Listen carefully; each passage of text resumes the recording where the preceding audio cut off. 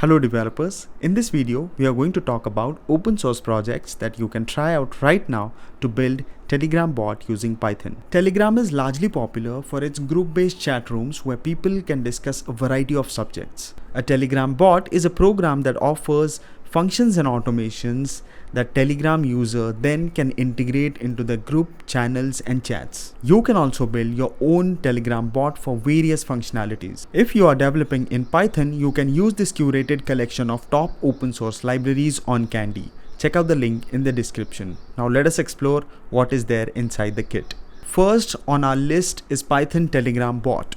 This library provides an asynchronous interface for the Telegram bot API. In addition to the pure API implementation, this library features a number of high-level classes to make the development of bots easy and straightforward. There are many such Telegram bot APIs on our list. Select the one which is most suitable for you. Next is an interesting project that you can install with Google App Engine. The Telebot is a great starter kit to build your bot application. And finally, you can build automation for common actions like mirroring, pulling data of members and many more using libraries like Python Area Miner Bot and Telegram Scraper.